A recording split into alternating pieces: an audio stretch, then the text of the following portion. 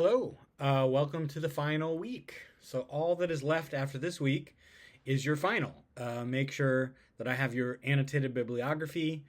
Change the due date to Tuesday, June 24th, and that you're working on your final. It really has been a pleasure. I've loved the discussions, and I'm glad we got to do the course this summer. Make sure you continue the discussions this week and next. The lecture this time is briefly about the sound of music and Hamilton. But let's begin with the sound of music, which I'm assuming many of you are already familiar with. While Oklahoma might be the historian's choice for the American musical, the ubiquity and the popularity of the Sound of Music has made it arguably the most well-known example of the American musical in the world.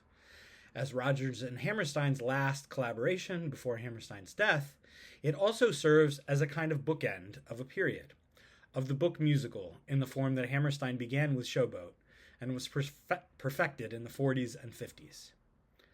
So, why do you think The Sound of Music has had such cultural traction?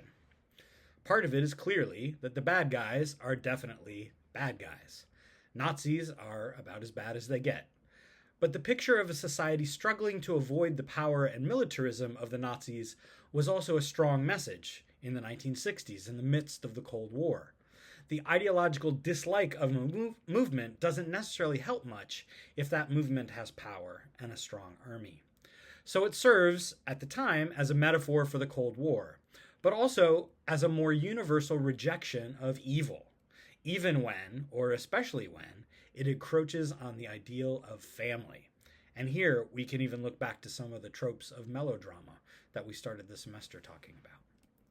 What else? Lots of kids, which also makes for empathy, but also provides lots of opportunities for production in community and educational theaters. Great music, obviously, memorable songs, and a simplicity and beauty, and also a simplicity and beauty of setting.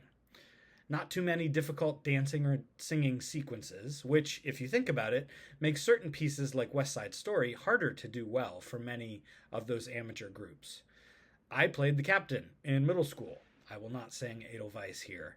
But I would imagine that many of you have seen a production of The Sound of Music somewhere in your life, and probably not in a high-level professional production, but more likely in some sort of community or educational setting. So what else? Why is it still around? It is still shown on TV near Christmas every year. And at least for my generation and older, that meant we likely saw it regularly.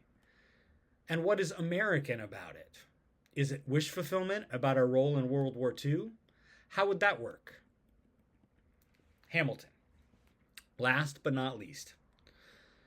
It just had its 10th anniversary this year of its Broadway premiere.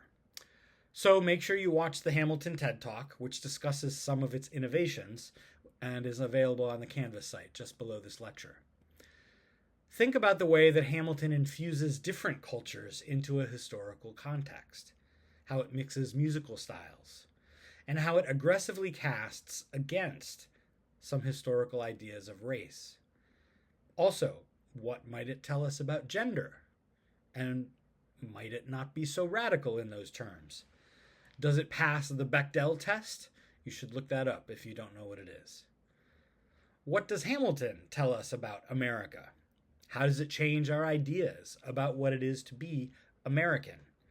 And what does its immense artistic and audience popularity say about where we are now as a nation, where we were in 2014, 2015 when it premiered as a nation? Maybe there are some differences that we should talk about. How does the play frame American history in terms of immigration and immigrants? And how has that perhaps left some Black Americans feeling as if they cannot see themselves in this revisioning of history, even though Aaron Burr was originally played by a Black actor, and Jefferson and Washington almost always are played by Black actors?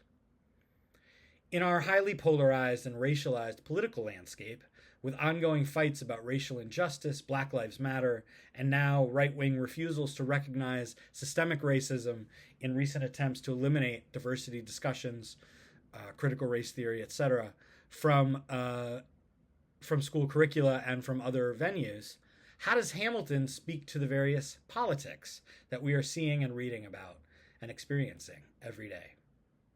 Lots to think about and lots to discuss. Looking forward to it, and thanks again for a great way to start the summer. And stay cool this week. Stay out of the heat. All right.